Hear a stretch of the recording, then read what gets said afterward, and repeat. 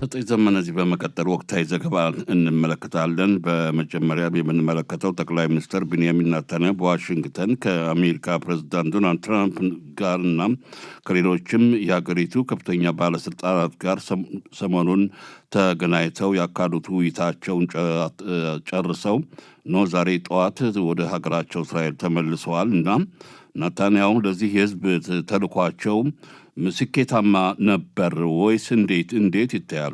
ሰጤ እንግዲህ የጠቅላይ ሚኒስትሩ ቢሮ ያው የጠቅላይ ሚኒስትር ናታንያሁ ጽህፈት ቤት ይፋ እንዳደረገው ጠቅላይ ሚኒስትር ናታንያሁ የእስራኤልን የደህንነት ሁኔታ በተለይ ደግሞ ኢራንና አሜሪካ የተኩስ አቁም ስምምነት ወይም ደግሞ አሁን ውጥረቱን የሚያስቀሩ ከሆነና ወደ ጦርነት የማይሄዱ ከሆነ በተለይ በኢራን የኒውክሌር ተቋም ዙሪያ እና ሌሎች የባለስቲክ ሚሳይል እና መሰል አሜሪካ የምታነሳቸውን ጥያቄዎች በተመለከተ ከስምምነት ከደረሱ እንግዲህ እስራኤል እንዳትጎዳ የሚያደርግ ነገር ለማሳመን ነው ወደዛ ያቀኑትና የጠቅላይ ሚኒስትሩ ቢሮ ጽህፈት ቤት እንዳለው እንግዲህ ጠቅላይ ሚኒስትር ናታንያሁ የእስራኤልን ደህንነት ሊያስጠብቁ የሚችሉ ነገሮችን አንስተዋል ብለዋል።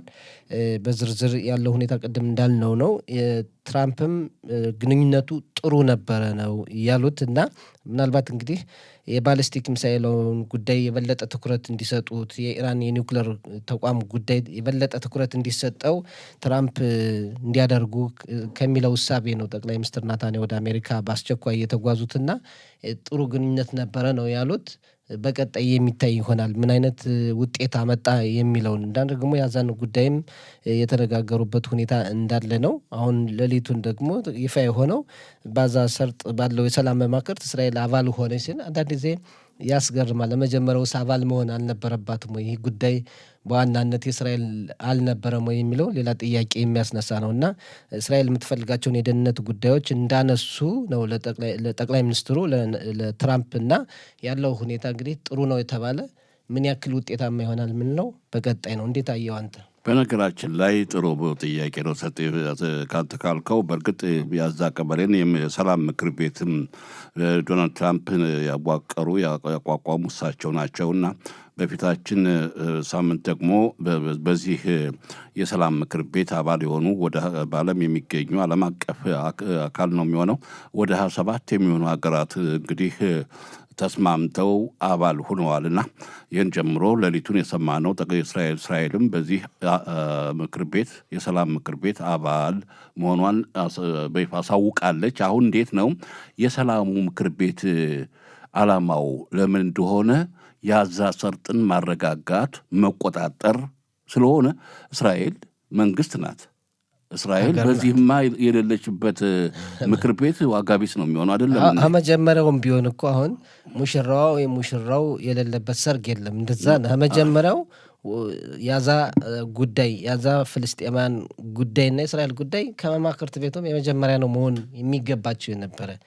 አሁን ቆይቶ ያዛው የመማክርት ቤት አባል ሆነች ሲል የሚያስደንቅ አይደለም። እንዲያውም ለምን እስከ ዛሬ የሚያሰኝ ነው እና ለማንኛውም ይሄ የመማክርት ቤቱ ምን ያክል ተፈጻሚ ይሆናል አሁን በኢራንና አሜሪካ መካከል ባለው ውጥረት ምክንያት ተረስቶ ነው እንጂ ዋና አጀንዳ የነበረው የአካባቢያችን እሱ ነውና በቀጣይ የምናየው ይሆናል። ግን ትልቁ አሜሪካና ኢራን የተኩስ ማለት አሜሪካና ኢራን በኒውክሌር እና በባሊስቲክ ሚሳይሏ እንዲሁም 4 ሁኔታዎችን ጠይቃለች ነው የተባለ።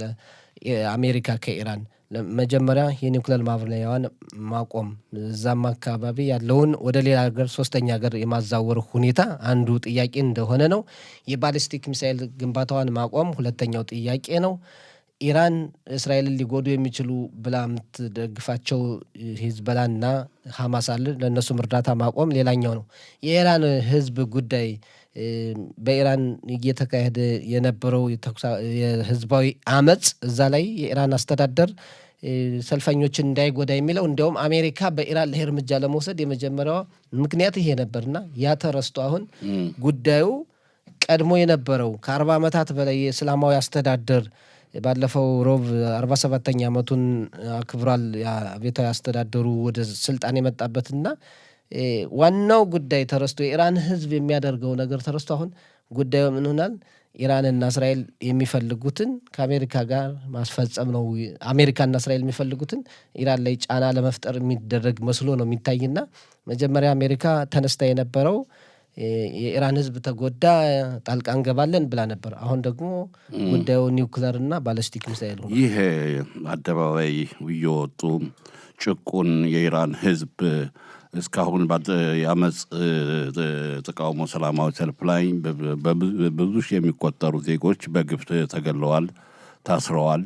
በመቶ ሺህ በርካታ ሰላማዊ ሰልፈኞች አሁንም ታስረዋል፣ ወደ ወህኒ ቤት ተወስደዋል፣ ይደበደባሉ። ይህን በተመለከተ ትናንት የደረሰን መረጃ የአሜሪካ ፕሬዝዳንት ዶናልድ ትራምፕ የዚህ የኢራን ዜጋ የነጻነት ጥያቄ በጭንቅላታቸው አብሮ ያለ ነው። ከባድ ጦር መሳሪያዎች ጎን ለጎን የሀገሪቷን ዜጎችን እስራኤልም ያንን በዘመናት ከ40 ዓመት በላይ ያስተዳደረው ኢራን አያቶላ አምባገነናዊ ስርዓተ መንግስት እንዲወገድ እስራኤል ትፈልጋለች እና እዚህ ግን እንቆቅልሽ የሆነው ምንድን ነው? ጦርነት በአንድ በኩል ወደ ጦርነት ለመሄድ ባለበት ጊዜ ባለፈው ሳምንት በአሜሪካ አነሳሽነት በዚህ በመካከለኛው ምስራቅ በምትገኘው ኦማን ከኢራን መንግስት ከፍተኛ ባለስልጣናት ተደራድረዋል። ሰላማዊ ድርድር ተደርጓል። እንግዲህ ሳምንት አለፈ። አሁን በሌላ በኩል ደግሞ የአሜሪካ አስተዳደር ደግሞ የጦር ኃይሎች የባህር ኃይሉን የአየር ኃይሉን እያጠናከረ ነው። ተጨማሪ ግዙፍ የሆኑ መርከቦች የጦር መርከቦችን ብዙ ተዋጊ አውሮፕላኖችን የሚጭኑ ደግሞ እየገሰገሱ ነው ወደ አካባቢያችን። እንግዲህ በአንድ በኩል የሰላም ድርድር ይባላል፣ በሌላ በኩል ደግሞ ወታደራዊ ዝግጅቱ እንደቀጠለ ነው። በቀጣይ የምናየው ጉዳይ ነው እንጂ አብርሃም ሊንከን የተሰኘችው የአውሮፕላን ተዋጊ አውሮፕላኖችን የምትጭነው ወደ 70 የሚሆኑ ተዋጊ አውሮፕላኖችን ሌሎች የጦር መሳሪያዎችን የያዘችው አካባቢው ትገኛለች በዚህ በፋርስ ባህረ ሰላጤ። አሁን ደግሞ ጀራልድ ፎርድ የተባለች ግዙፍ የጦር መርከብ ደግሞ ጉዞ ላይ ናትና ይሄ እንደው ትንሽ ድርድሩ በዚህ ያለ ጊዜ መውሰድ ነው መስሎ የሚታይ እንጂ ኢራን ላይ እርምጃው የሚወሰድ ነው። ቅድም ያልከውን ነገር ፕሬዚዳንት ትራምፕ እኔ የኢራን ሕዝብ ጉዳይ ነጻነቱን ለማግኘት የሚያደርገውን ትግል በጭንቅላት ያለ ሁልጊዜ የሚሉት አሁን አሳማኝ የሆነ አይደለም። የአያቶላዎችን አስተዳደር ወዲያው እርምጃ መውሰድ ይቻል ነበር በዛ ወቅት ሕዝቡ ሰልፍ በወጣበት ጊዜና ምንድነው የሚባል በአማርኛ ብረትን መቀጥቀጥ እንደጋለ ነው የሚባል። አሁን ያ ብረት የጋለነቱን ትቶ በቃ በርዷልና ያን ነገር ማስፈጸም በዚህ ሁኔታ የሚቻል አይመስለኝም። ወደፊት የምናየው ይሆናል። ካለን ጊዜ አንጻር ወደ ሌላው ርዕሰ ጉዳይ እንለፍ። ይሻየው ፕሬዚዳንት ሄርጾግ እንግዲህ በአውስትራሊያ ጉብኝት አካሂደዋልና እንዴት ታየው የጉብኝቱን ዋና ዓላማ?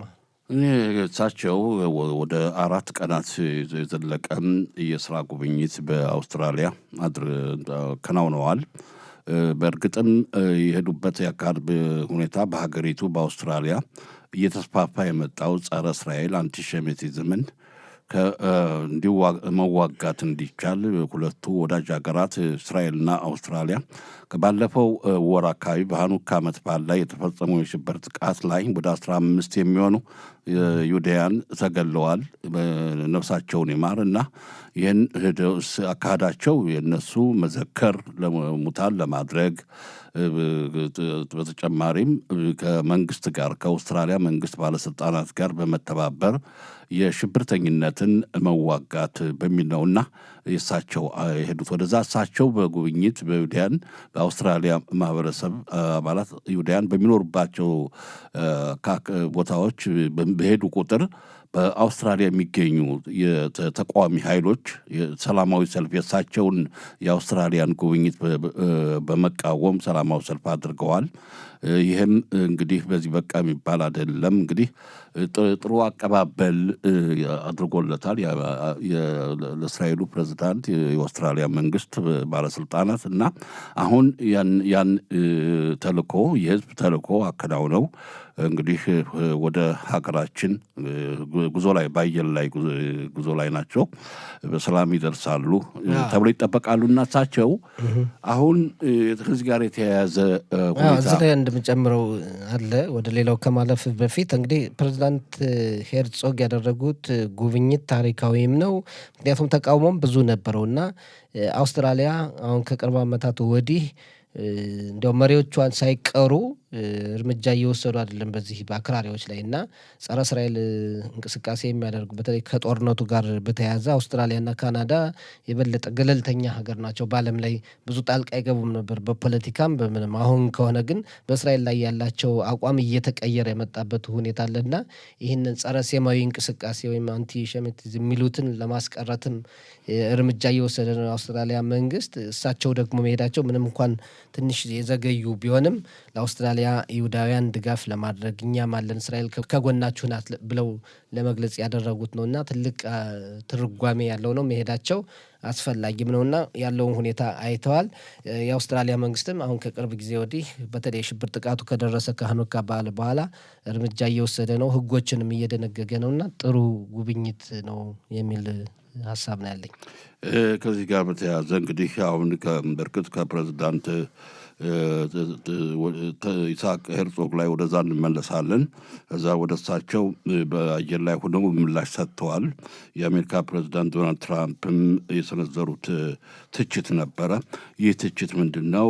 ያው በጠቅላይ ሚኒስትር ቢንያሚን ኔታንያሁ በተለያዩ የወንጀሎች ተጠርጥረው በፍርድ ቤት የቀረቡባቸው ያሉትን የክስ ፋይሎች እንዲሰረዙና በዚህም ምህረት የእስራኤል ፕሬዝዳንት ምህረት እንዲያደርጉ ጠይቄያቸው ነበረ። ግን እስካሁን ድረስ ለምን ለናታንያሁ ምህረት አላደረጉም? ለዚህም አሳፋሪ ነው ብሏል ዶናልድ ትራምፕ። ለዚህ ምላሽ ምን ሰጥተው ይሆን? እንግዲህ በአንድ ሀገር ውስጥ ለሚካሄደው ህጋዊ የሆነ አካሄድ አንዲት ሀገር በራሷ የህግና ፍትህ ስርዓት ካላትና ሂደቱ በዛ መሰረት የሚካሄድ ከሆነ የሌላ ሀገር መሪ ጣልቃ መግባት የለበትም። ዶናልድ ትራምፕ ባለፈው ጊዜም ለፕሬዚዳንት ሄርጾግ ለጠቅላይ ሚኒስትር ናታንያሁ ይቅርታ እንዲደረግ ክሶች እንዲሰረዙ ጠይቄያለሁ አሉ። ያም ብዙ መነጋገሪያ ሆኖ ቆይቷል። ያንንም ጠቅላይ ሚኒስትር ናታንያሁና በጠበቃቸው አማካይነትም ካቀረቡ በኋላ ይህ ጉዳይ በእስራኤል ህግና ደንብ መሰረት በሂደት እየታየ ነው ያለ። አሁን ይሄ እየታየ ባለበት ወቅት ለምን እኔ የጠየቅኩትን ነገር ቶሎ ምላሽ አልሰጣችሁም በሚል የተቹበት ሁኔታ ራሱ ትራምፕን እያስተቻቸው ይገኛል። ምክንያቱም በሌላ ሀገር ጣልቃ የመግባት ሁኔታ ነው ያለው እና የዚህ የፕሬዝዳንቱ ጽህፈት ቤት እንዳለው ጉዳዩ ይሄ ይቅርታ ይደረግ ወይም ደግሞ ይሄ ክሱ ይሰረዝ የተባለበት ሁኔታ በህግና ፍትህ ሚኒስቴር ጽህፈት ቤት እየታየ ነው።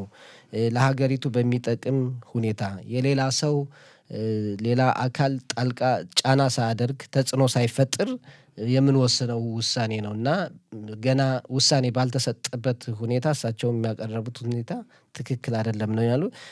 ፕሬዚዳንት ሄርጾግ ደግሞ ያሉት ምንድነው? እስራኤል ራሷን የቻለች ሉዓላዊት ሀገር ነች፣ በራሷ ውሳኔዎችን የምትወስን ናት እና የእሳቸውን የትራምፕን ጣልቃ ገብነት ያልተቀበሉበት ሁኔታ አለ። ምንም እንኳ ትራምፕ ለእስራኤል ሰላምና ደህንነት መከበር ብዙ አስተዋጽኦ ቢያበረክቱም በዚህ ጉዳይ ግን ትንሽ ትችት ነው።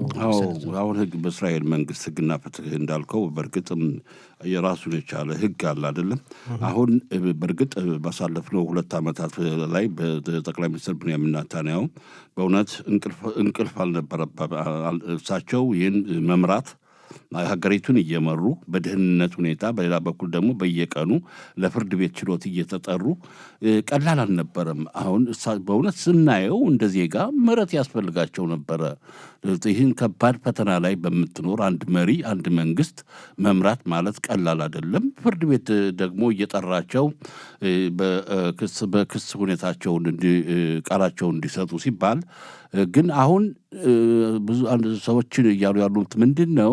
አብዛኛው በእስራኤል ህግና ፍትህ መሰረት ጠበቃ አይደለሁም፣ እንደ ጋዜጠኛ መረጃዎችን አንድ አጥፊ ሰው ዜጋ ባለስልጣንም ሆነ ዜጋ ምህረት የሚገባው ከሆነ አዎ ተሳስቻለሁ ምህረት ይደረግልኝ ብሎ ማለት አለበት። ግን ቢንያሚን ኔታንያሁ ጥፋተኛ አይደለሁም። ይሄ ነው እስካሁን የተጓተተው በብዛት እንግዲህ እኮ ይሄ እኮ ነው አንዱ ትልቁ ነገር። ጠቅላይ ሚኒስትር ናታንያሁ በፊት በምርጫውም ሂደት በፊት በነበረው ሁኔታ እኔ ህግ ፊት መቅረብ እችላለሁ ብለው ነው። አሁንም ጠበቃ እኮ መወከል እንደሚችሉ ነው የሚነገረው እና በፍርድ ቤት የሚቀርቡ እኔ ይችላለሁ ስላሉ ነው። ሌላው ሂደት ግን ምንም ጥያቄ የሌለው ጠቅላይ ሚኒስትሩም ሌሎች አካላትም ለእስራኤል ደህንነት ለእስራኤል ብዙ ያበረከቱት ሁኔታ አለ። ይህን ግን መዝነው ይሄ ኃላፊነት ለፕሬዝዳንቱ ከሆነ ፕሬዝዳንቱ ነው ነገሮችን መዝነው አዎ ይቅርታ አደርጋለሁ ይቅርታ አላደርግም የሚሉትን የሚሰጡ። በሌላ በኩል የተመለከትከው የተናገርከው ቅድም አለ ጠቅላይ ሚኒስትር ናታንያሁ ይቅርታ አልጠየቁም ለአንዱም ጥፋት። እኛ ለሀገሪቱ የሚጠቅም ነው ጭቅጭቅ ያስቀራል በህዝቡ መካከል አንድነት ይፈጥራል ነው እንጂ ይህንን ችግር ፈጥሬያለሁ ይህንን አምኜበታለሁና ለዚህ ይቅር በሉኝ አላሉም። እና ይሄ በህግና ፍትህ እንደዚሁም ደግሞ በፕሬዝዳንቱ በኩል የሚወሰን ስለሆነ ሌሎች አካላት ጣልቃ ከመግባት ቢቆጠቡ። በእስራኤል ሀገርም አንድ ነገር አንድ ሁኔታ በህግና ፍትህ ስርዓቱ ወይም ደግሞ በፖሊስ ሲያዝ ሌሎች ፖለቲከኞች ጣልቃ የሚገቡበት ሁኔታ ነው ብዙ ነገሮችን ግራ የሚያጋባና የሚያዛባ። በተለይ ፖለቲከኞች አንደኛው አንዱን ደግፎ አንደኛው ተቃውሞ ይናገራል።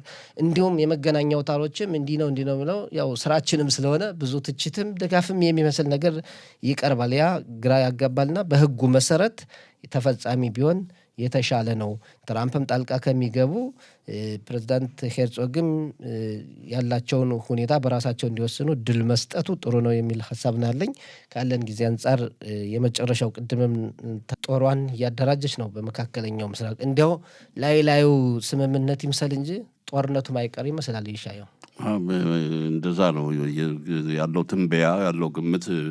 ይህም ነገር ያን ያህል ጦር መሳሪያ ዘምቶ በባህር በመንሳፈፍ ላይ ብቻ ይቀራል ተብሎ በብዙ የጦር ተዋጊ አውሮፕላኖች ቦምብ ጣይ አውሮፕላኖችም ሳይቀር በግዙፍ ወርቅ መርከቦች ላይ ይገኛሉና ይህንን ለማንቀስቀስ ነዳጅ ዘይት እኮ ከቦታ ቦታ ምን ያህል ቢሊዮን የሚገመት ገንዘብ እየፈሰሰ እየባከነ ነው የሚገኘውና ዘመቻው የተነሳበት ለዚህ ለመጨረሻ ጊዜ ይህንን የኢራን አምባገነናዊ ስርዓተ መንግስት ለማውረድ የሚለው ሁኔታ ይተገበራል፣ ተግባር ላይ ይውላል ነው ተብሎ የሚጠበቅ። ግን ምናልባት እንደዚህ በፍርሃትና በስጋት ምክንያት እንዲያው ስልጣን ተውኝ ብለው ምናልባት የሚታይ ታምር ይጠበቃል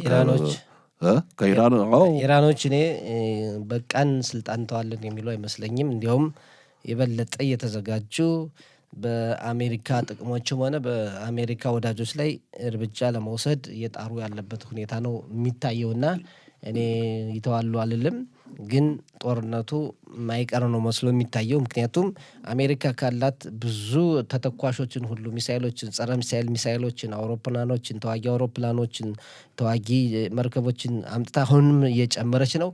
በአካባቢው እንዲያውም የጦር ልምምድ ሁሉ የሚደረግባቸው ሀገራት እንዳሉ ይነገራል።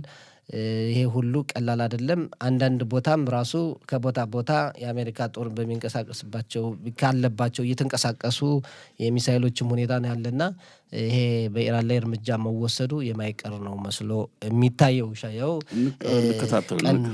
እንከታተላለን። ሌላ እንግዲህ ወደ መጨረሻ የፍቅር ቀን ነገ ነው የሚከበር።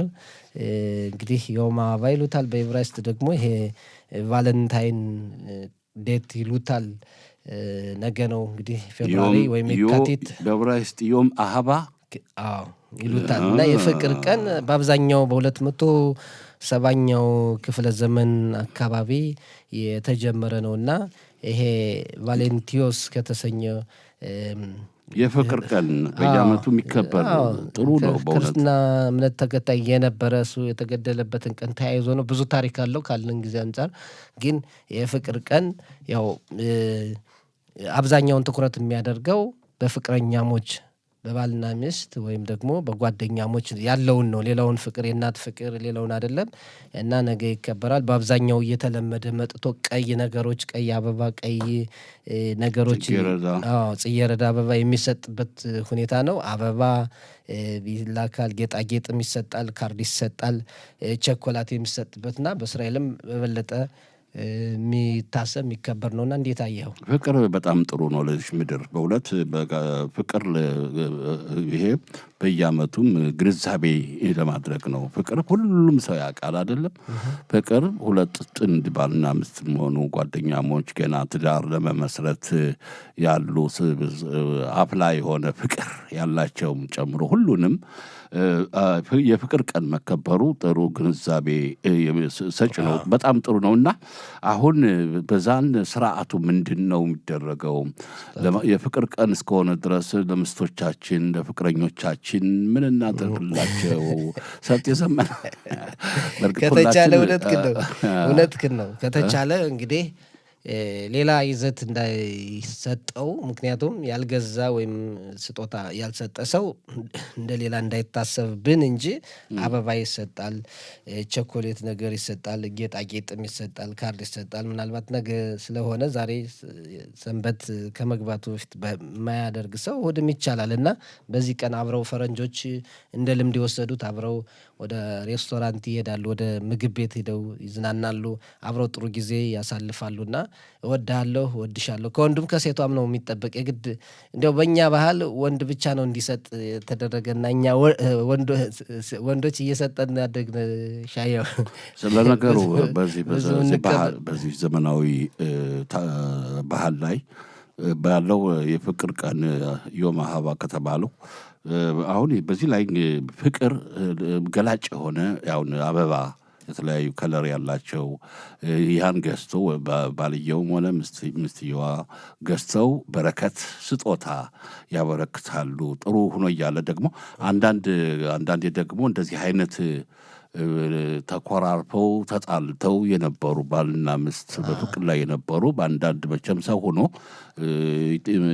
ይጣላልና አሁን ሳይታሰብ ባልየው አበባ ይዞ ወስዶ በረከት በሚል ጊዜ እንዲያው ያ ሁሉ የነበረው በሆድ የነበረው ቂም ይለቃል።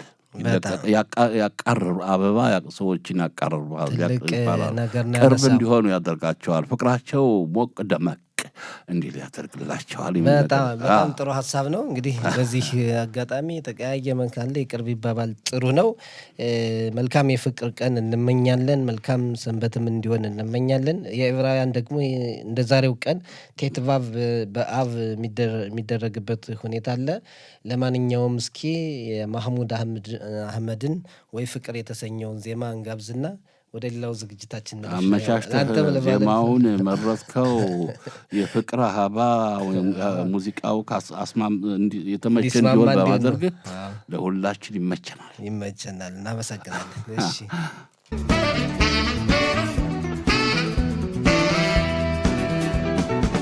ወይ ፍቅር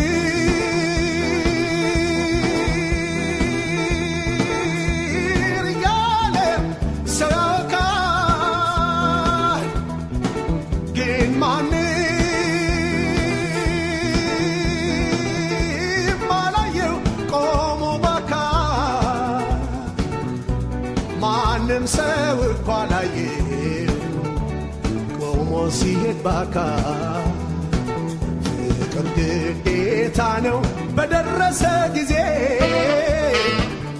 በምድራዊ ኑሮ የሚያሳይ አባዜ።